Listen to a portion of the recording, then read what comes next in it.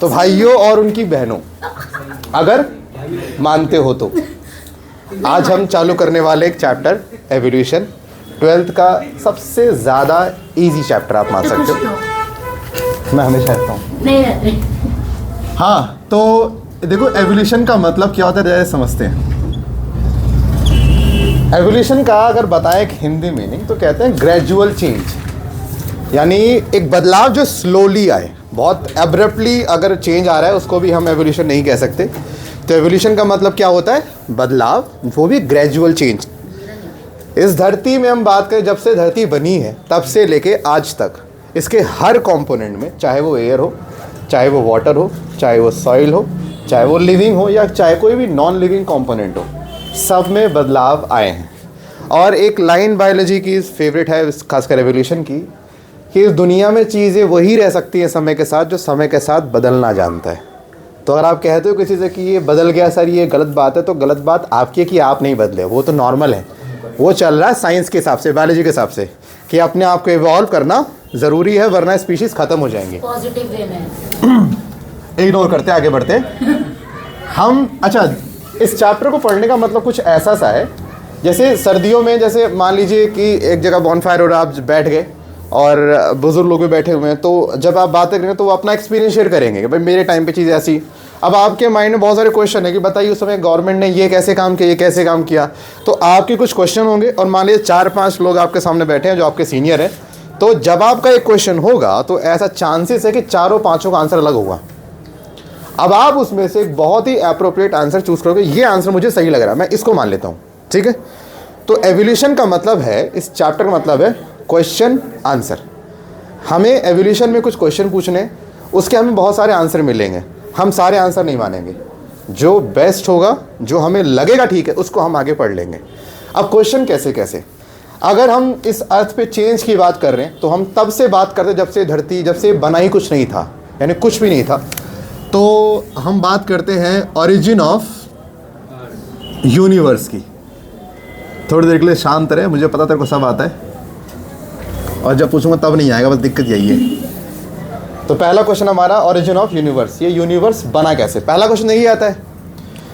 ऐसा मानते हैं, अगर आपको पता हो आज की एक्सपेंडिंग यूनिवर्स की थ्योरी, एक्सपेंडिंग यूनिवर्स,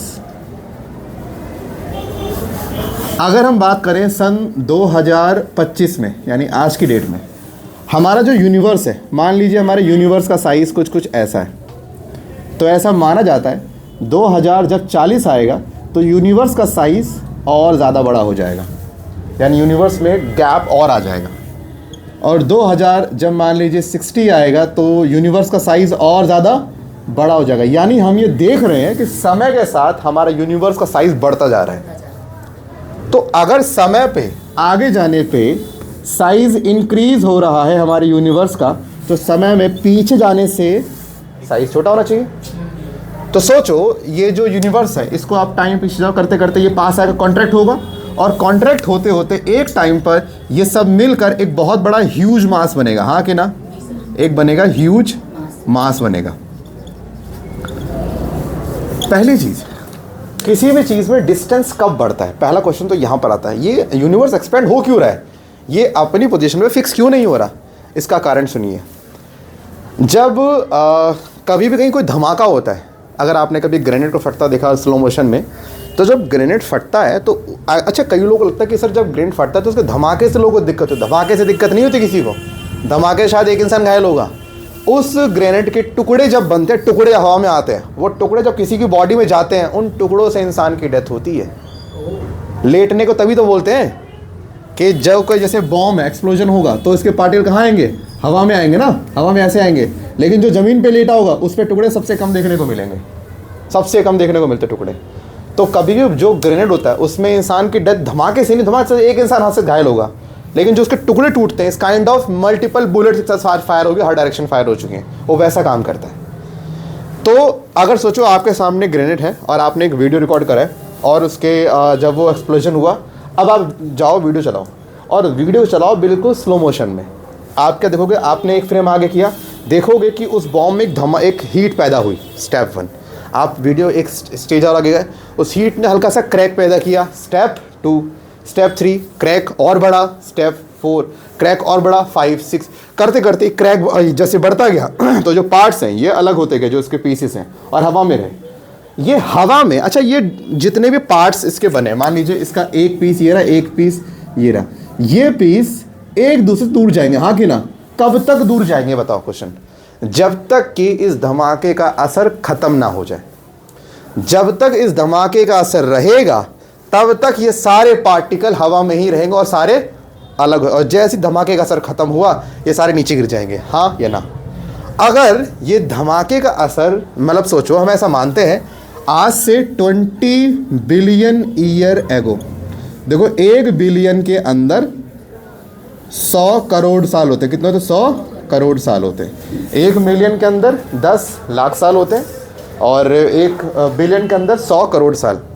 सोचो 20 बिलियन बोल रहा हूँ, यानी 2000 करोड़ साल पहले ऐसा मानते हैं कि हमारे यूनिवर्स में एक बहुत बड़ा ह्यूज मास था, और उस ह्यूज मास के अंदर एक इतना बड़ा धमाका हुआ जिस धमाके की वजह से इसके जो टुकड़े हैं वो अलग हुए, और अलग होने के बाद उन्होंने यूनिवर्स का फॉर्मेशन किया। और यूनिवर्स बनने के बाद कहानी रुकती नहीं है, वो स्टिल एक्सपेंड करते गए। सोचो आज तक अगर यूनिवर्स एक्सपेंड कर रहा है तो धमाके का असर आज भी है कि नहीं? वरना क्यों एक्सपेंड होता? कांस्टेंट हो क्यों नहीं हुआ? क्योंकि धमाके का असर आज भी है। सोचो 2000 करोड़ साल पहले का धमाका, सोचो कितना बड़ा धमाका रहा होगा। एक बॉम्ब की सीधी कहानी है, जितना बड़ा एक्सप्लोजन उतना लंबे टाइम तक उसका इफेक्ट रहेगा। अब गली में कोई, जैसे मान लीजिए कोई मुर्गा छाप हो गया, थोड़ा बहुत कम टाइम का असर रहेगा, लेकिन कोई खतरनाक बम छोड़ा तो बम फटने के बाद भी उसका असर रहता है ना? जैसे आलू बम। हाँ, आलू बम असर रहता है ना? उससे बड़ा बम हुआ तो कोई उससे ज़्यादा टाइम तक असर रहेगा। तो सोचो ना, अगर आज तक यूनिवर्स एक्सपेंड कर रही तो सोचो ये धमाका कितना बड़ा रहा होगा।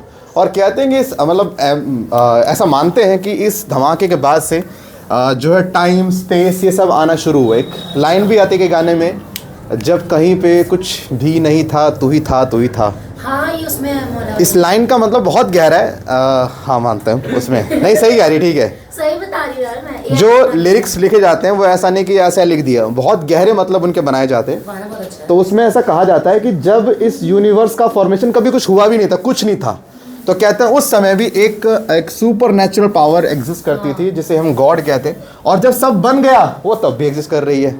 तो जब कहीं पे कुछ नहीं भी था और जब सब है भी, वो तब से एग्जिस्ट कर रही है। क्योंकि ऐसा मानते हैं कि यूनिवर्स के बनने के बाद टाइम या 10 चीज़ें और बनने लगी, यानी टाइम भी उससे पहले एग्जिस्ट भी नहीं करता था, टाइम भी उसके बाद आया। सोचो, तो ये तो बोलना कुछ भी नहीं था, मतलब कुछ भी नहीं था, टाइम वाइम सब हटा दो आप। तो अब ये यूनिवर्स कितना 20 बिलियन ईयर एगो, और ऐसा लोग मानते हैं, इसको लैब में लोगों ने प्रूव किया तो कह रहे हैं कि भाई यही थ्योरी है जो हमें लग रही है, क्योंकि इसके अलावा अभी तक कोई और थ्योरी ये जस्टिफाई नहीं कर पा रही कि यूनिवर्स एक्सपेंड कर रही है और कैसे यूनिवर्स का फॉर्मेशन हुआ। और इस थ्योरी का नाम रखा गया था बिग बैंग थ्योरी। प्रूफ कैसे हुई है? बता रहे, बिग मतलब लार्ज, बैंग मतलब धमाका, यानी एक बहुत बड़ा धमाका। और सोचो ये जो ह्यूज मास है, इसका साइज सोचो, इमेजिन कितना, इसका इमेजिन करो साइज। हमारी जो अर्थ है ना, अगर इस ह्यूज मास का आप एक धूल का कण भी ले लोगे ना, धूल मुश्किल से, उस धूल के कण का भी कण हमारा अर्थ नहीं है। क्या भूल गए आप? एक बार वापस बोलोगे प्लीज? वो समझ चुके हैं जन। यानी कि अगर आप इस ह्यूज मास का एक डस्ट पार्टिकल लो, उस डस्ट पार्टिकल का भी जो डस्ट पार्टिकल होगा उससे भी छोटा हमारा अर्थ है। यानी इस साइज को आप इमेजिन ही नहीं कर सकते। इसके सामने सन तो कुछ, इसका कुछ है ही नहीं। सन तो एक्चुअल में इसका सन है। इसका टेम्परेचर मानते हैं करोड़ों डिग्री सेल्सियस, यानी सन इसके सामने 1% नहीं है। अगर कहते हैं यूनिवर्स में अगर आज ही एग्जिस्ट करता ना, इस यूनिवर्स में कहीं लाइफ ही नहीं होती, क्योंकि इसमें इतनी हीट थी। सोचो सन इसके सामने 1% नहीं है अगर हीट की बात करें तो जस्ट में अगर ये होता तो क्या होता? सोचो, फिर तो कुछ होता ही नहीं। तो बात सीरियसली, तो हमारा पहले क्वेश्चन का आंसर आ गया कि यूनिवर्स कैसे। और हाँ, आज से 20 बिलियन ईयर एगो पहले बना था। लेकिन इसमें कमाल की चीज़ सुनना, हम रिसेंट टाइम की बात करते हैं, जो अभी का टाइम हमारा है। कहते हैं कि जब यूनिवर्स बना तो यूनिवर्स बनने के 4.5 15.5 बिलियन ईयर आफ्टर, यानी जब यूनिवर्स बन गया था उससे 1550 का ना, हाँ कि 1550 1550 करोड़ साल बाद जाके एक छोटे से बेबी का जन्म हुआ। कैसे? अरे भाई सर मेरा जेन्युइन क्वेश्चन है, पता है मैं बहुत टाइम से जानना मैंने मना तो कहीं बताऊंगा नहीं, मैंने मना करा ही नहीं है। हाँ हाँ और बोल ले भाई, बोल ले कोई। तो तुम सर्च करना, एक वो आता है जावा मैन, आता है ह्यूमन की एवोल्यूशन में। नहीं, एक मैंने करा था सर, जावा मैन सर्च मार एक बार। अरे अलग ना। तो 15.5 बिलियन आफ्टर क्या हुआ, एक बेबी का फॉर्मेशन, इसका नाम था अर्थ। यानी हमारी अर्थ जो है आज से कब बनी, आज से 4.5 बिलियन ईयर हो, यानी हमारे मुझे लगा बेबी बच्चा। भाई मैं भी तो वही कर रही हूँ। कोई बात नहीं, हमें आदत है। वीडियो खराब हो रही है।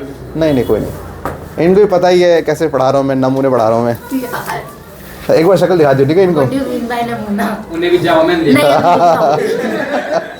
अभी दिखाऊंगी, अभी हमारी अर्थ का हैप्पी बर्थडे आज से 4.5 बिलियन साल पहले, यानी 450 करोड़ साल पहले हमारी अर्थ बनी थी।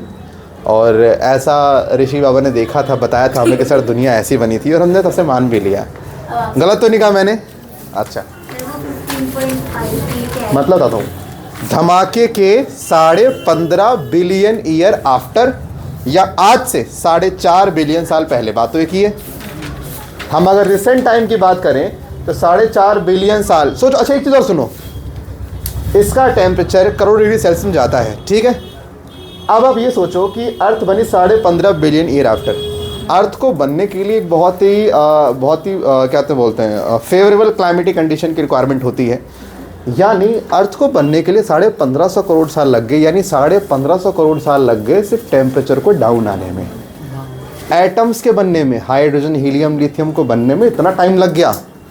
और अर्थ के बनने के बाद मान के चलो जैसे आज से कहते 4 बिलियन ईयर एगो लाइफ बनने का प्रोसेस शुरू हो चुका था। बना नहीं थी लाइफ बनी नहीं थी, प्रोसेस चालू हो गया था।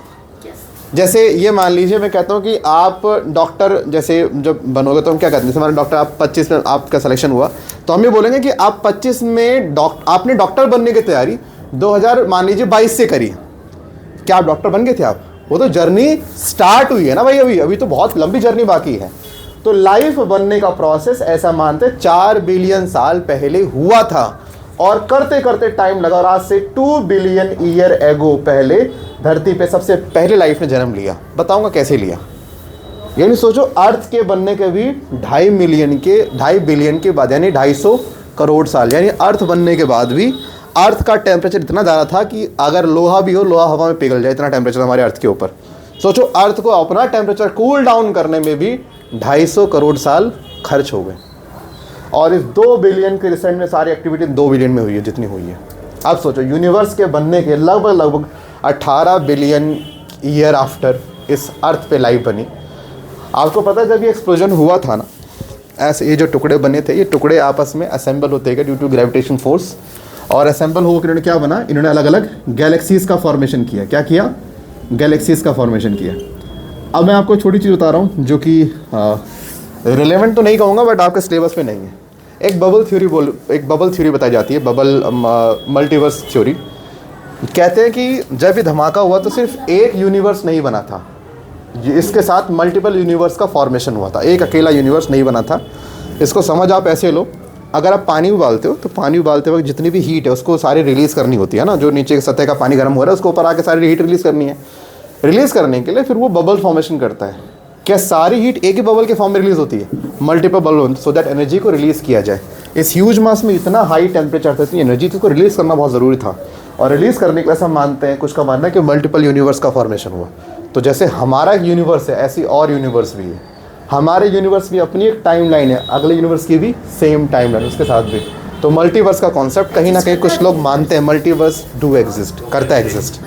हाँ, कुछ लोगों का है स्ट्रॉन्ग इसका बिलीव है। सुनो, कहते हैं जब, अच्छा हम बात करते हैं अपनी यूनिवर्स से, तो हमारे यूनिवर्स में इमेजिन करो कि 1 लाख से ज़्यादा गैलेक्सीज बनी।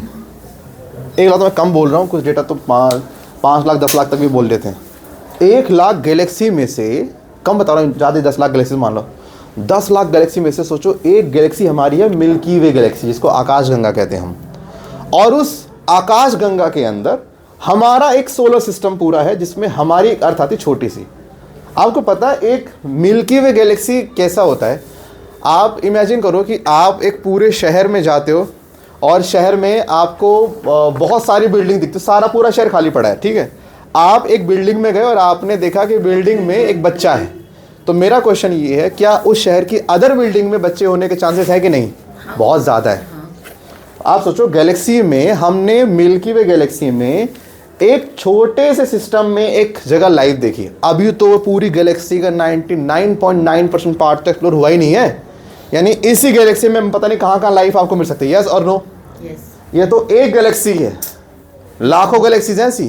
क्या लाखों में लाइफ नहीं होगी एग्जिस्ट? भाई जब धमाका हुआ तो इक्वल हुआ हर चीज़, हाँ कि ना? जब सब चीज़ इक्वल हुई थी तो ऐसा कैसे हो सकता है कि एक जगह लाइफ बनी एक जगह ना बने? असंभव। तो एलियंस का तो भाई ये स्ट्रॉन्ग बिलीव है, एलियंस हैं। कैसे दिखते हैं? एक बार इधर आ जा, एक बार। सीरियस बताओ तो, जैसे हमारी अरे आना। मैं नहीं की होती। अरे आप सुनो तो सही, जैसे हमारी इमेजिनेशन है वैसे दिखते हैं। राजस्थान में एलियन पीट रहे हैं लाठियों से। तो भाई ऐसा मानना है कि उस लोगों की एलियंस हमसे ज़्यादा स्ट्रॉन्ग है, टेक्नोलॉजी वाइज भी कह सकते हो। बाकी देखो बहुत सारी नहीं कंफर्म भाई, एलियंस तो कंफर्म बता रहा हूँ मैं। तो अरे तो खुद सोचना, लाखों गैलेक्सी में से एक गैलेक्सी के छोटे से एरिया में लाइफ मिली है। अभी तो हमने हमारी गैलेक्सी ठीक से एक्सप्लोर नहीं करी है। तो उनके लिए तो हम एलियंस होंगे। हमारी गैलेक्सी में एक्सप्लोर करने में मालूम पड़ा कि अर्थ जैसे 2-3 प्लेनेट और भी एग्जिस्ट करते हैं। एक बात बताओ, अदर गैलेक्सी तो उनके लिए हम भी तो एलियन होंगे ना? किनके लिए? हाँ हाँ वही तो भाई, उनके पास भी उनका कोई केजरीवाल होगा, वही हमारे वजह हमारे केजरीवाल है ना? हाँ बिल्कुल, मैंने सही बोला, देखा? हाँ।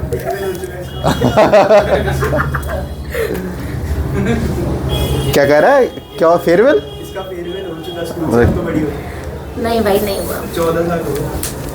नहीं हुआ स्कूल बेबी आई। का। मत दे दुख हमारे। तुम्हें तो वो होगा ना, तुम्हारे तो वो होगा, क्या बोलते हैं, हमारा होता है रोने धोने वाला समारोह। हाँ लड़कियों का होता है कि प्रॉपर जैसे रोएंगे उनका फेयरवेल मनता ही नहीं है। भाई मैं तो लड़कों का है, लड़कों का तो पंखे कौन से तोड़ने, बेंच कौन से तोड़ने, बताओ उसके बाद हमारा होगा हमारे फेयरवेल। तोड़ रहे हैं। पर सर मैं रोऊंगी तो मैं तो स्कूल ही नहीं जाती। कोई नहीं, मैं लेकिन पंखा चलते हुए तोड़ना है ऐसे, लट्टू मुत्ते आप तार दे चार दे बाबा। पर मैं तो स्कूल ही नहीं जाती, मैं तो रो ही नहीं पाऊंगी। नहीं तू पागल खाने चाहिए ना, ज़्यादा मजाक नहीं समझ रहा आपका? पढ़ा लो। वही है। यहाँ है वैसे, एक है यहाँ पे। आप उल्टे सीधे जवाब दे रहा है क्वेश्चन। अच्छा पता लगा अब? क्वेश्चन अच्छे हैं। ये आपको बाद में बताएंगे। बंद करिए वीडियो। मैं घर जाती हूँ।